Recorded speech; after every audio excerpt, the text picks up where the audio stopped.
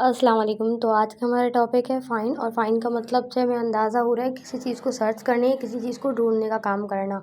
जैसे फ़ाइल्स रखी हुई हैं कबर्ड के अंदर और उसमें से एक पर्टिकुलर नेम या पर्टिकुलर कोड मैं वहाँ दूँ तो वो चीज़ मुझे मिल जाए।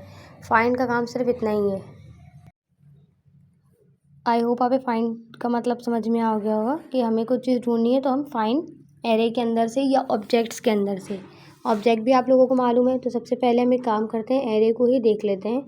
एरे में क्या कर रहे हैं हमने एक एरे बनाया है फ्रेंड्स का और उसमें मैंने कुछ फ्रेंड्स के नाम डाल दिए।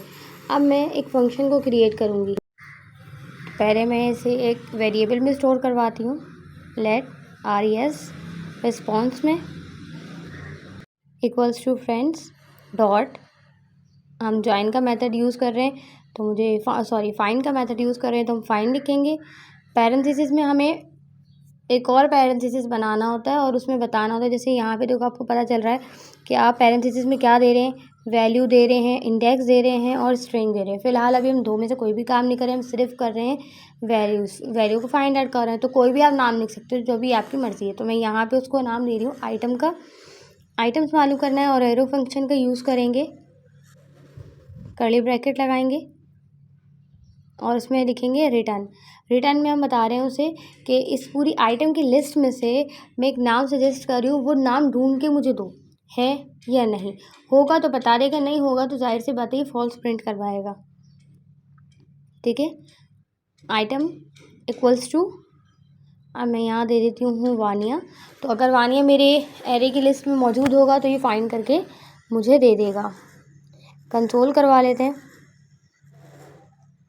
ठीक, तो ज़रा रन करके चेक करते हैं।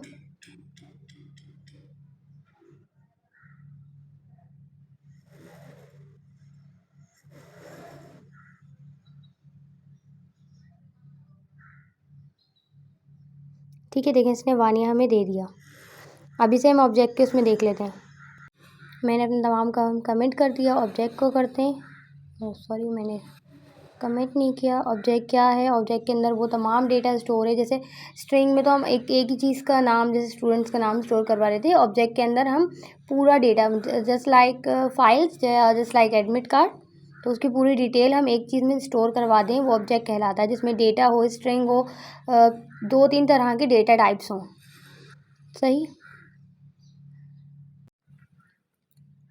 तो यहाँ पे जितने नाम थे मैं इनको जल्दी से नेम और एज इनकी डिफ़ाइन कर देती हूँ और इनको कर्ली ब्रैकेट में करूँगी और सेपरेट करेंगे हम कॉमा से। यहाँ पे मैंने कुछ ऑब्जेक्ट्स बना लिए हैं और यहाँ पे मैं ऊपर से ही लाइन को कॉपी करके ले आई हूँ। जो 4 मेरी RAS बनाई थी मैंने रिस्पॉन्स की, तो इसी को देख लेते हैं। ये कमेंट रिमूव होगा तो यहाँ से ये एरर भी हट जाएंगे।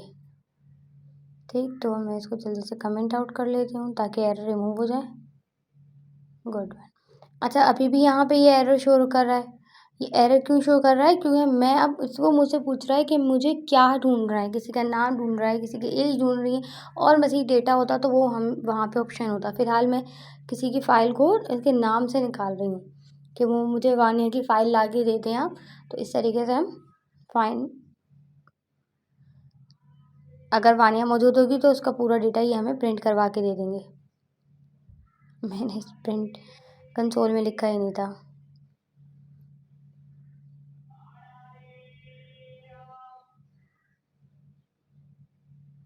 तो यहाँ पे हमारे पास वानिया का पूरा डेटा आ गया।